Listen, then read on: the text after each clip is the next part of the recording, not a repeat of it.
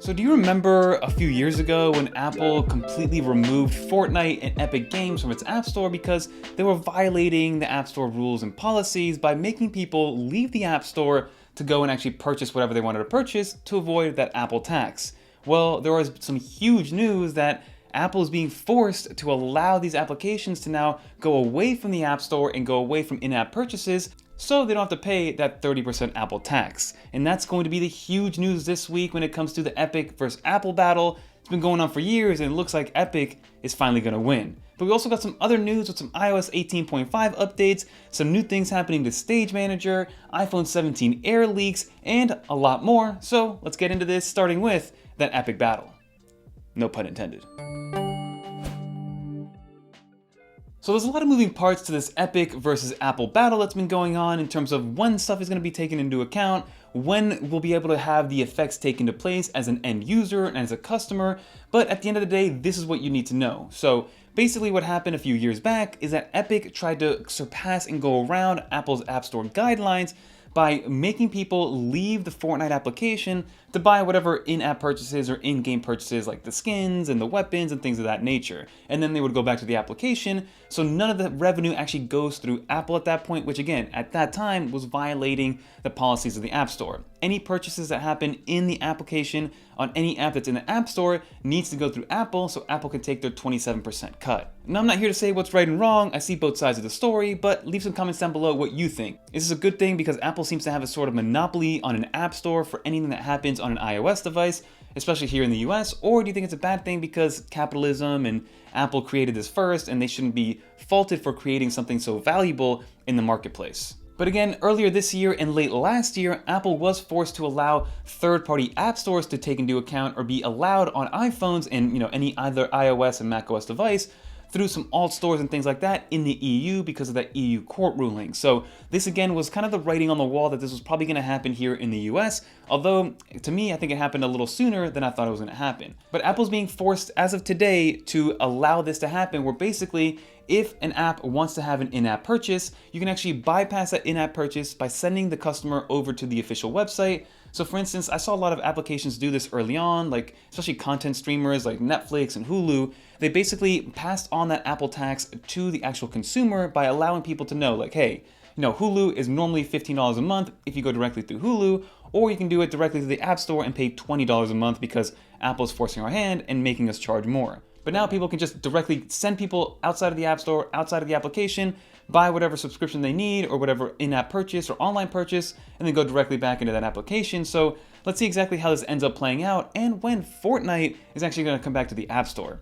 So the next two topics could be put into one, and it has to do with Siri and the AI assistant and Apple Intelligence and other third-party AI assistants. So we know that as of right now with 18.4.1 and then 18.5 that's releasing soon, Siri got a little bit smarter in terms of having some actual conversational awareness, but all the things that were promised at WWDC 24 are still not here and still probably won't be here until after iOS 19. So contextual awareness, on-screen awareness, cross-action interactions, and having Siri actually do stuff for you and act like an actual assistant rather than just a fact checker overall. Obviously, Siri got a literal glow up by having the new animation, being able to do text to Siri. We got some Apple Intelligence stuff with Genmoji and things like that. And of course, we have some ChatGPT integrations, whether it is talking to Siri directly or using visual intelligence as well. But now Apple is going to be allowing for third-party AI assistants, so not just ChatGPT, but also Gemini, Perplexity, and some other ones that are out there, maybe even Grok will be allowed to be in there. And all this, I think, is going to be a net positive overall, because my biggest gripe with Siri right now is that Siri, for one of the pros that it has is that it has the best in-app integration when it comes to being able to take in-app actions for you or being able to navigate you to a certain application. If you ask Siri to, direct you to a certain pizzeria or do something for you, it'll find that pizzeria for you and then start an Apple Maps turn-by-turn guidance. And that's the only way to be able to do that. Perplexity did add a few iOS integrations, like being able to play stuff from Apple Music, being able to show you the routed map before going to Apple Maps, and also being able to pre-populate an email and get you to that final mile before you actually click send.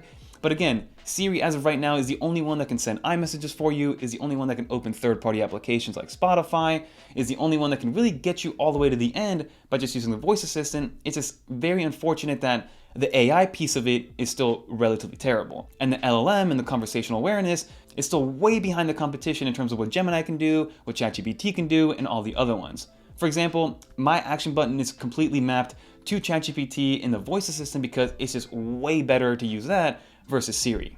And then like I mentioned, I did create a video where I do compare Siri versus ChatGPT versus Perplexity to see which one is the best current voice assistant that you can have on an iPhone in 2025.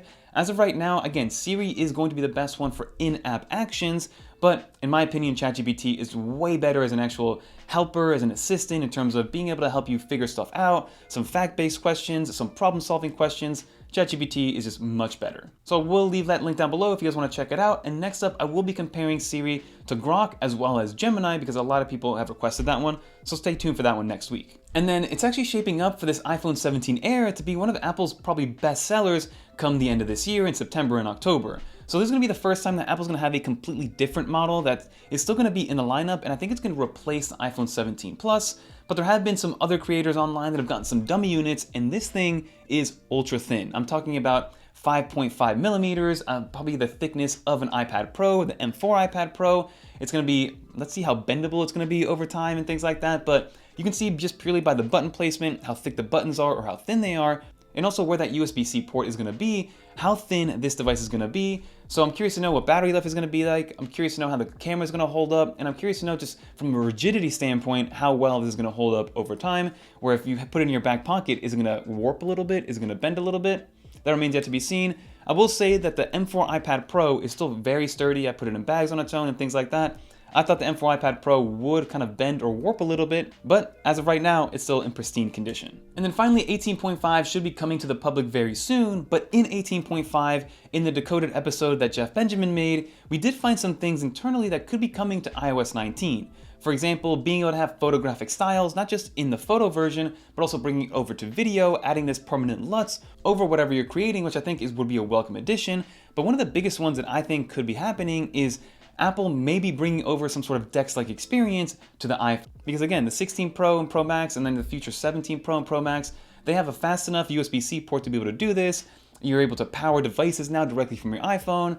Being able to have USB-C has unlocked the dongle possibilities that are endless. No longer do we have to rely on Lightning. And the internal chip is basically just a rebranded M-series chip. So from a power standpoint, it'll be able to run some sort of Mac OS Lite. But it looks like perhaps we might be getting a Stage Manager kind of UI version that you could use by plugging in your iPhone to an external display, connecting a Bluetooth mouse and a Bluetooth keyboard, and then you'll be able to have kind of this Chrome OS-like, Mac OS Lite version Stage Manager thing that will be a lot more productive than being able to just use iOS on your iPhone, and I think that's going to be a welcome addition. So fingers crossed that that happens. I'll put the probability at like 50-50 for that to happen. But I do think iPadOS 19 is going to bring some insane Stage Manager improvements and a more macOS-like feel to the iPad overall, which is something that we've been yearning for since, I think for me personally, since the 2018 iPad Pro. But that just about does it for this video, everybody. If you did make it to the end, leave a little dolphin in the comments down below so I know you made it to the end, and leave some thoughts and comments down below about the Epic battle. I'm very curious to know what people think in terms of where they stand. Is Apple in the right? Are the third-party applications in the right? Who should be charged? Who shouldn't be charged? Should the taxes be lowered? Should it be completely nullified? Always curious to know what people's thoughts are, and we'll discuss that in the comments below. But if you guys want to watch more videos like this, definitely check out one of these videos right here. And until next time, I'm Fernando. Peace, everybody. Don't forget to check out our channel membership to get these awesome wallpapers that are always in these videos. Peace.